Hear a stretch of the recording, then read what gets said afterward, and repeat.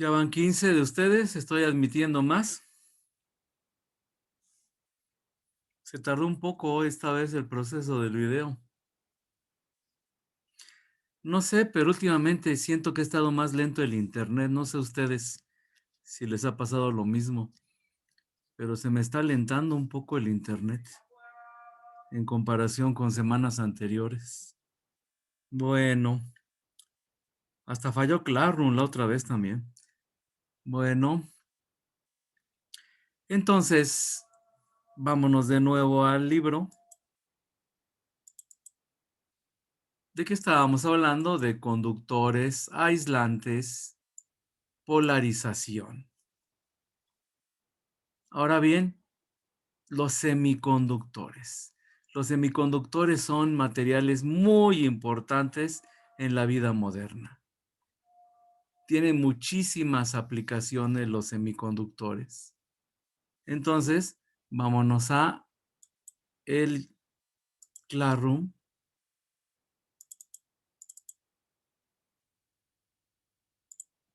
Y vamos a ver en qué se aplican los semiconductores. Hola, este video da una introducción a las aplicaciones de los semiconductores, así como los diferentes tipos que existen, por lo que es un video introductorio que permite dar un panorama general de los semiconductores. En la actualidad, existe una gran cantidad de aplicaciones donde se utilizan los materiales semiconductores. Hablaremos solo de algunas de ellas. Actualmente el transporte de pasajeros por medio de trenes eléctricos emplea semiconductores, los cuales convierten un voltaje de corriente directa a corriente alterna, para que los motores que tiene el tren en su sistema de tracción, haga que el tren se mueva y de esta manera los pasajeros lleguen a su destino. Una computadora está construida por componentes semiconductores, que permiten que realicemos un documento de texto, una presentación, un video, naveguemos en la web, entre muchas más actividades que realizamos con una computadora. Las pantallas de televisión y las de las computadoras emplean una gran cantidad de semiconductores, pero los que más destacan son los LEDs, que significa diodo emisor de luz. Su finalidad es convertir una corriente directa en luz de diferentes colores, con lo que se logra generar todas las imágenes que se reproducen en las pantallas. En una pantalla hay millones de LEDs para dar la claridad y resolución deseada. Los teléfonos inteligentes están formados también con una infinidad de semiconductores, ya que estos son computadoras que requieren semiconductores y contienen también una pantalla de LEDs construida con millones de semiconductores. Estos teléfonos inteligentes nos permiten hacer llamadas, tomar fotografías, navegar por la web, interactuar en las redes sociales y muchas cosas más. Los automóviles actuales para su funcionamiento contienen una gran cantidad de semiconductores, tanto para medir todas las variables del automóvil, así como su procesamiento de estas señales, que permitan hacer que el automóvil realice todas sus funciones, como es desde acelerar el auto, el correcto frenado, la asistencia en el manejo y muchas cosas más, que son necesarias actualmente en un automóvil. Pero esas no son todas las aplicaciones en las que están involucrados los semiconductores, mencionaremos algunas otras más, sin embargo aún así no son todas. Actualmente está muy de moda lo que se conoce como el Internet de las cosas, donde nosotros podemos interactuar con los electrodomésticos de nuestra casa. Por ejemplo, en un refrigerador se puede establecer qué productos necesitamos tener, por lo que si el refrigerador detecta que no se tiene, realiza el pedido a la tienda para que nos lo lleven a la casa. Otro ejemplo es la estufa, en la cual podemos indicar cuándo quiero que se empiece a cocinar los alimentos para que a la hora que lleguemos estén listos para que los comamos, y así muchas otras aplicaciones más. La iluminación también está emigrando al uso de semiconductores. Actualmente se utilizan LEDs de alta potencia, que se emplean para cambiar los focos incandescentes y los fluorescentes, con lo que se logra aumentar el tiempo de vida de estos dispositivos de iluminación, además de que disminuyen su consumo. Las consolas de videojuegos contienen semiconductores, ya que estas son computadoras dedicadas para este fin, que es el de entretenimiento a través de los videojuegos. Los drones emplean semiconductores para que puedan ser dirigidos desde tierra, mantengan su estabilidad y se desplacen hacia los lugares que uno desee, además de que permite tomar vídeo y fotografías, los cuales son enviados al usuario. También los semiconductores se encuentran en la medicina, tanto en los equipos que se emplean para el diagnóstico, como en la realización de consultas y hasta el desarrollo de operaciones a larga distancia. Muy bien. Entonces, dense cuenta que hay muchísimas aplicaciones de los superconductores, digo, semiconductores. Superconductores son otros materiales. Entonces, vámonos de nuevo al libro y vamos a ver el electroscopio de oro, creo que ya lo vimos, ¿no? Este sí ya lo vimos, creo. La redistribución de carga es precisamente la polarización. Aquí en el libro así le dicen redistribución de carga. No voy a repetir lo que ya dijimos, ¿verdad? Y la carga por inducción es lo que vimos también en el video. Es cuando se induce sin tocar. Se induce que la carga se reparta. Ahora sí, vámonos aquí a esto. Ley de Coulomb. Bueno, hace muchos años se sabía que había fuerzas eléctricas, que las cargas iguales se repelían, había fuerzas de repulsión y cargas diferentes se atraían, había fuerzas de atracción. Pero no se sabía cuánto medían esas fuerzas hasta que apareció Charles Augustin de Coulomb. Él se encargó de encontrar una fórmula para calcular la fuerza entre cargas eléctricas. ¿Cómo le hizo Coulomb? Me voy a un Jamboard.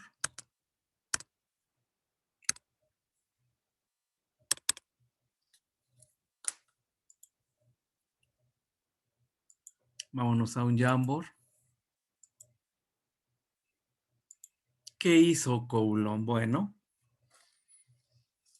él usó un aparato que se llama balanza de torsión.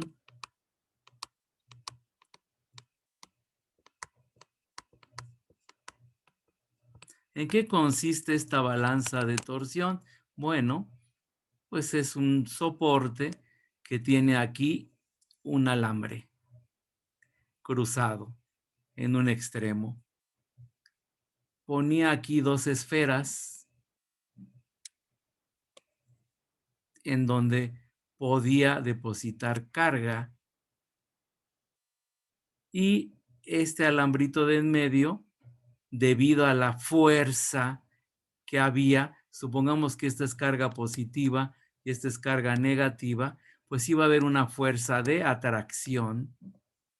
¿Y qué pasa con el alambrito? Pues era tan delgado que se torcía debido a esa fuerza, en este caso de atracción.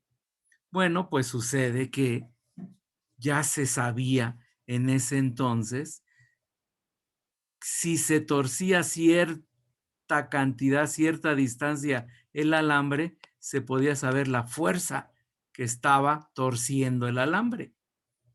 Entonces, ¿qué fue lo que hicieron? Pusieron una carga Q1 de un lado, una carga Q2 del otro, y entonces este alambre se torcía. Medían lo que se torcía y podían calcular la fuerza.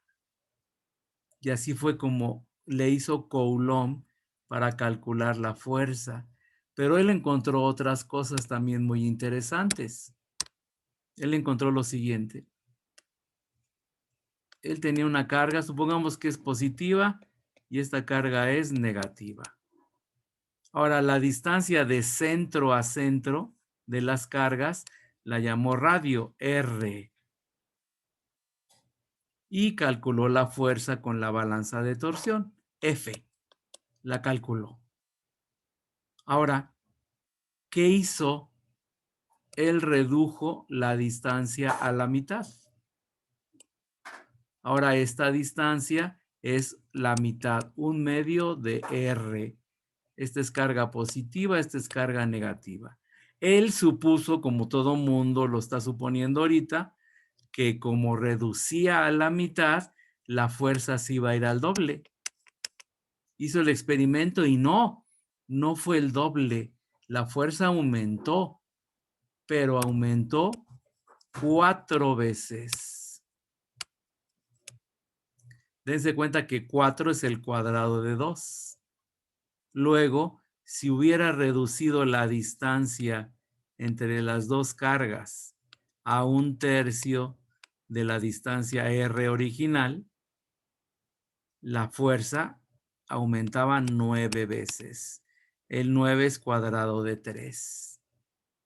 Ahora bien, si separaba las cargas al doble de la distancia, 2R, se daba cuenta que la fuerza original se dividía entre 4, 1/4 de la fuerza original. ¿De qué se dio cuenta entonces? De que la fuerza depende del cuadrado de la distancia, no de la distancia, del cuadrado de la distancia. Se dio cuenta de que si acercamos las cargas, la fuerza aumenta muy rápidamente, pero si alejamos las cargas, la fuerza disminuye muy rápidamente. De eso se dio cuenta Coulomb y encontró una relación que se llama ley de Coulomb para calcular fuerzas entre cargas. Y es la fuerza es igual a una constante K por la primera carga por la segunda carga entre la distancia al cuadrado.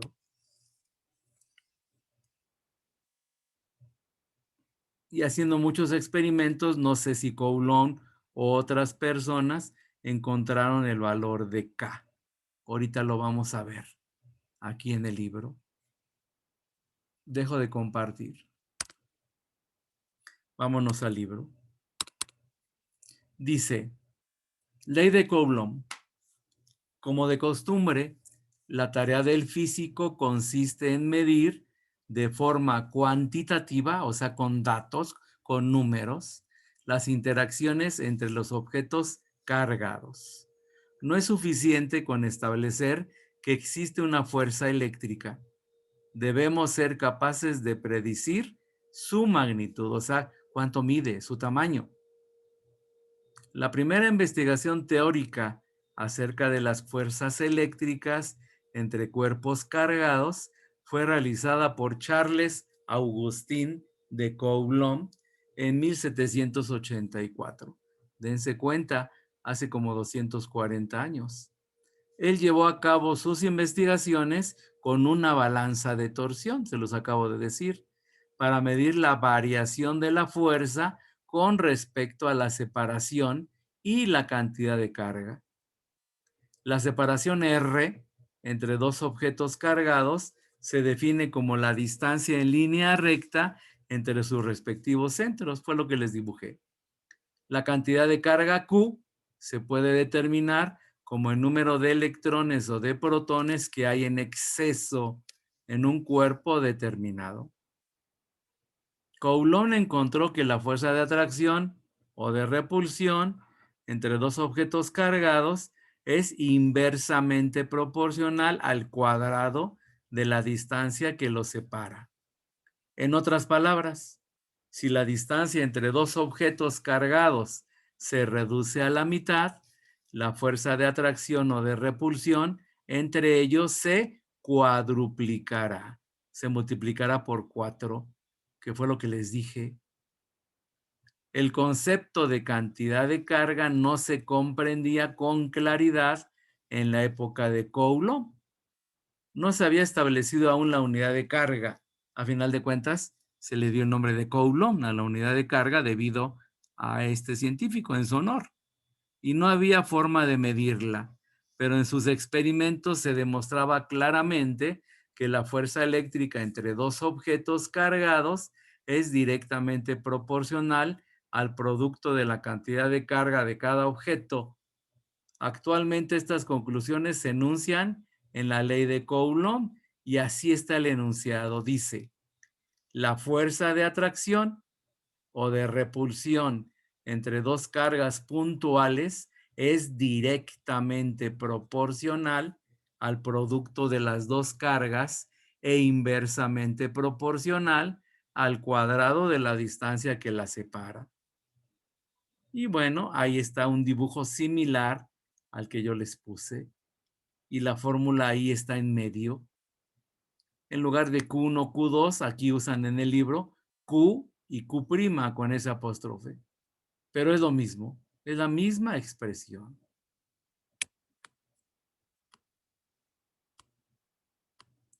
Y luego aquí viene la definición de Coulomb. Un Coulomb es la carga transferida en un segundo a través de cualquier sección transversal de un conductor mediante una corriente constante de 1 ampere. Y aquí está el valor de K. K igual a 9 por 10 a la 9.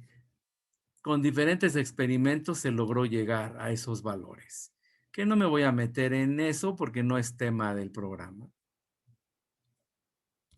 Entonces, bueno, esta ley de Coulomb es muy importante porque se puede calcular la fuerza entre dos cargas y depende de las mismas cargas. Si las cargas aumentan, la fuerza aumenta. Si las cargas disminuyen, la fuerza disminuye. Si el cuadrado de la distancia aumenta, la fuerza disminuye muchísimo. Si el cuadrado de la distancia disminuye, la fuerza aumenta muchísimo. Es lo que nos dice la ley de Coulomb. Dejo de compartir.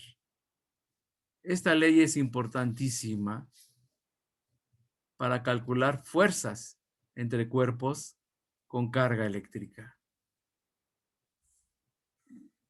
Vámonos a el Classroom.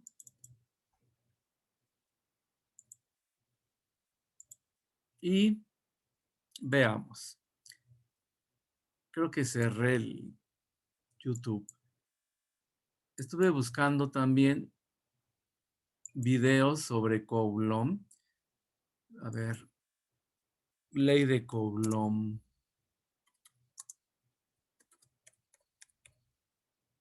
Coulomb. A ver. Ah, pero es en YouTube. Ah, con razón no salía. Ley de, aquí está. Los azules son los que estuve buscando. Ok, ley de Coulomb. Y vamos a ver un video. Vi varios, pero había uno con la biografía. De Khan Academic ya no me están gustando porque luego son largos los.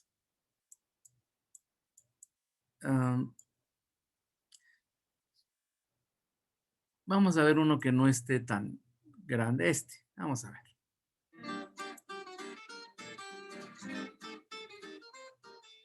Charles Coulomb, el más grande físico francés en cuyo honor la unidad de carga eléctrica se denomina coulombio, nació en Angoulême, Francia en 1736.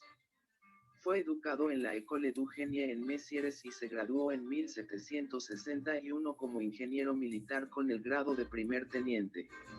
Coulomb sirvió en las Indias Occidentales durante 9 años, donde supervisó la construcción de fortificaciones en la Martinica. En 1774, Coulomb se convirtió en un corresponsal de la Academia de Ciencias de París.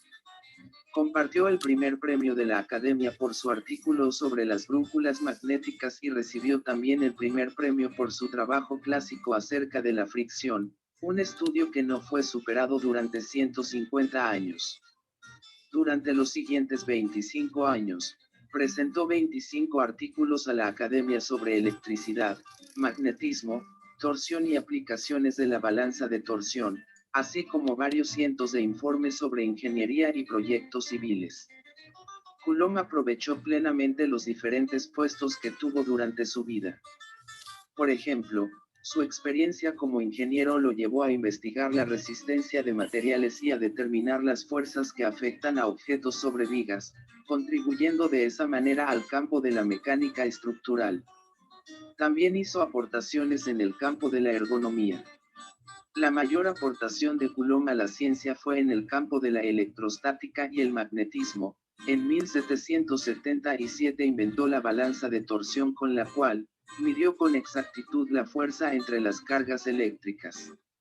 Con este invento, Coulomb pudo establecer el principio, conocido ahora como ley de Coulomb. La fuerza entre las cargas eléctricas es proporcional al producto de las cargas individuales e inversamente proporcional al cuadrado de la distancia que las separa.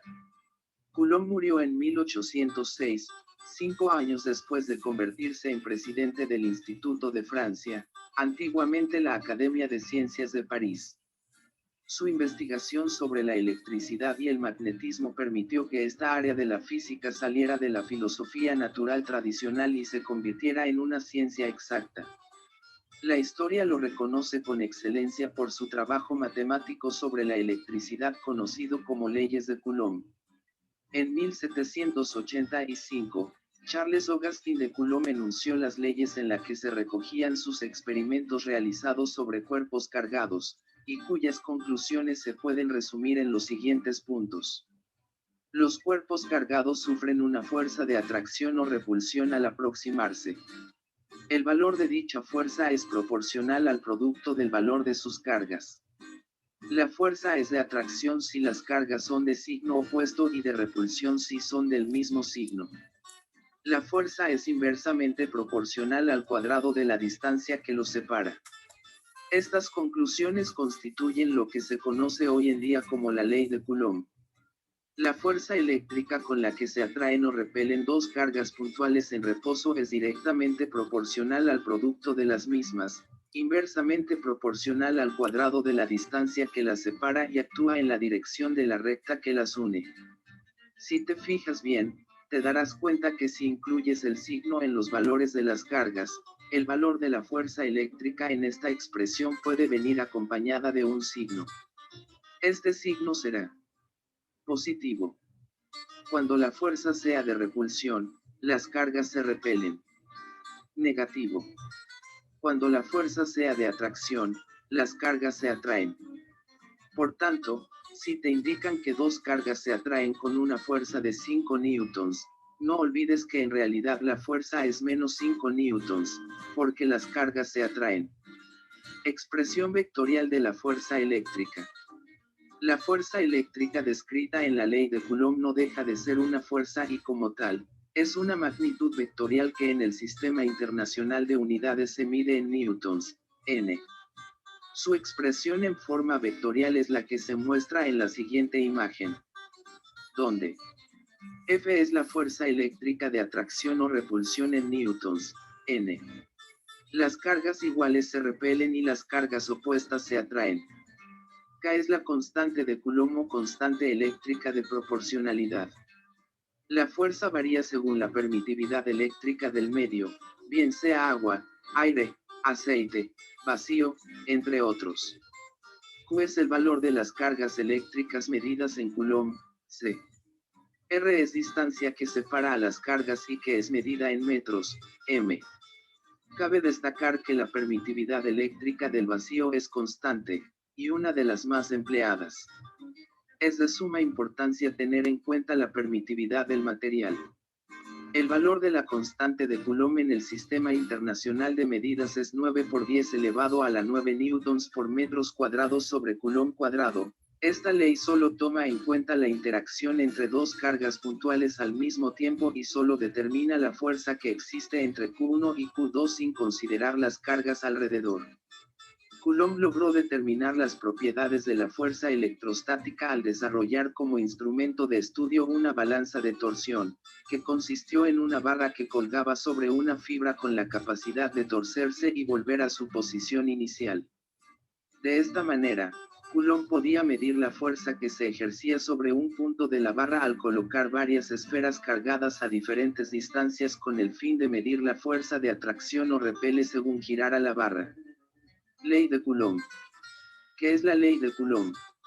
La ley de Coulomb se emplea en el área de la física para calcular la fuerza eléctrica que actúa entre dos cargas en reposo. A partir de esta ley se puede predecir cuál será la fuerza electrostática de atracción o repulsión existente entre dos partículas según su carga eléctrica y la distancia que existe entre ambas. Muy bien.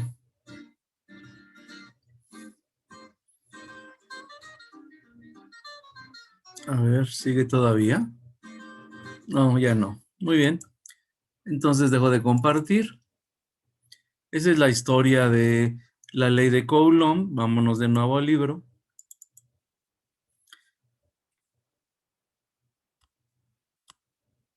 Aquí están los dibujos de la ley de Coulomb.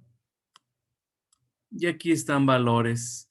Un Coulomb es 6.25 por 10 a la 18 electrones. Son muchísimos electrones. Ahorita no vamos a meternos mucho con datos. Vamos a ver. Preguntas de repaso. Ok.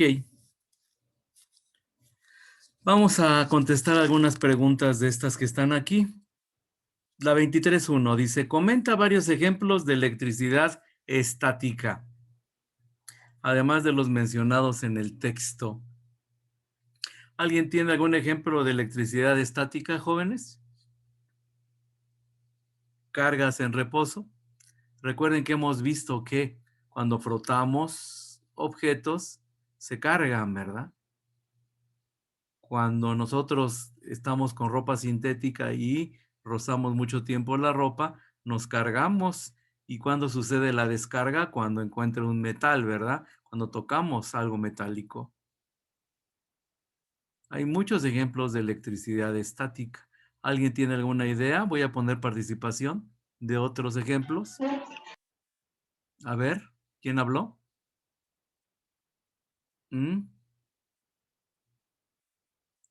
¿Qué se les ocurre? Un globo frotado en el pelo acercado hacia un clip.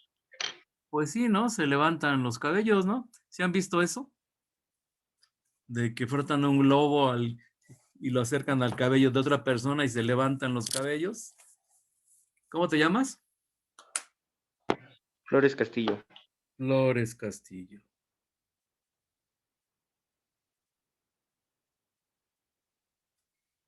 Muy bien. También no sé si han visto esas imágenes de esas esferas grandotas que se van cargando y llega una muchacha, lo toca, bueno, no, al revés. Está tocando la esferota, se va cargando la esferota y se empiezan a levantar los cabellos. Tiene que estar tocando desde el principio, porque si se acerca después sí le puede dar un buen toque, ¿no? Es con el generador de Van der Graaf, así se llama la esferota. Bueno, a ver, segunda pregunta dice, ¿se crea alguna carga en el proceso de frotar una varilla de vidrio con un pedazo de seda? ¿Sí o no? Y me explican. ¿Estoy creando carga cuando froto una varilla de vidrio con un pedazo de seda? ¿Sí o no y por qué? ¿Quién me puede contestar?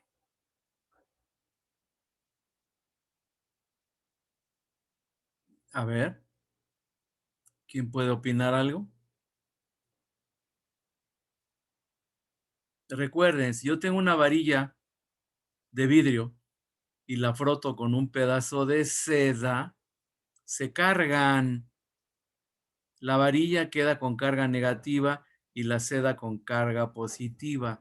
¿Estoy creando carga, jóvenes? ¿Sí o no y por qué? ¿Quién me puede contestar? No, porque son objetos aislantes. ¿Son objetos qué? ¿Qué dijiste? Que no, porque son objetos aislantes. No. A ver, va de nuevo. Tengo una varilla de vidrio. No tiene carga. Y tengo un pedazo de seda. Entonces froto la seda con el vidrio y lo separo. Y resulta que la varilla de vidrio quedó con carga negativa y la seda con carga positiva. ¿Estoy creando cargas? ¿Sí o no? ¿Y por qué? ¿Quién me puede contestar? No, solo se transforman. No, transformar no. Dijiste mal la palabra.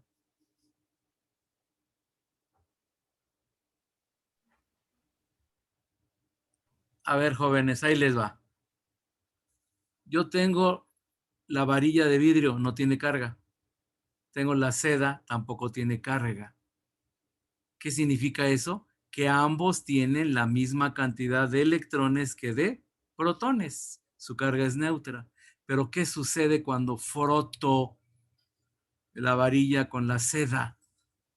Le estoy arrancando electrones a la seda y los electrones se quedan en la varilla de vidrio.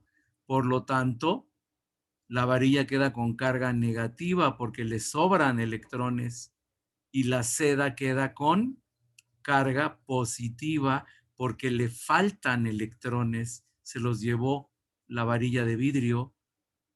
La pregunta es, ¿estoy creando carga eléctrica? ¿Sí o no? ¿Y por qué? No. A ver, Vázquez, dime. Vázquez. Es que solo se transfieren los electrones. Se transfieren. ¿Qué significa transferir, Vázquez? Que se dirigen de un punto A a un punto B. Cambian de lugar simplemente. Vázquez. ¿Vázquez qué? García Daniel. Garcés. No, Bueno. García. Ah, García, te entendí, Garcés. García. También estoy sordo, ¿eh? Muy bien. Entonces la respuesta es no, no se están creando cargas. Las cargas ya estaban, los electrones estaban en la seda y se pasaron a la varilla de vidrio. Se transfirieron, cambiaron de lugar. Hay un principio que se llama principio de conservación de carga, que es casi idéntico al principio de conservación de energía. ¿Y qué dice el principio de conservación de carga? Dice, la carga no se crea ni se destruye, solo se transfiere, cambia de lugar. Otra forma de decirlo es que la carga del universo es constante. La carga siempre es la misma, pero está cambiando de lugar, pero la suma total es la misma, porque los electrones están saltando de un lugar a otro. Recuerden que hay muchos electrones libres. ¿Estamos de acuerdo? Vámonos a el libro. ¿Cuál es la naturaleza de la carga que aparece en el pedazo de seda? Bueno, es ahí la seda y el vidrio. Ya dije, ya de hecho contesté. Si tengo vidrio con seda y froto, se le va a arrancar electrones a la seda y se van a quedar en el vidrio. Por lo tanto, el vidrio queda con carga negativa y la seda con carga positiva. Muy bien. Quedan 6 minutos de Zoom, pero ya no queda mucho tiempo para ver algo más. Dejo de compartir pantalla. ¿Alguna pregunta, jóvenes? ¿Alguna duda? ¿Alguna inquietud, jovencitos? Del 452. Tenemos clase mañana a las 4:10 y continuamos con el tema de electricidad. Se va esta semana y nos quedan otras 2 más. Bueno, jovencitos, pues es todo por el día de hoy. Seguimos viendo conceptos de electricidad mañana. Hasta luego. Hasta luego. Hasta luego. Hasta luego, profe. Hasta luego, gracias, profe. Hasta luego.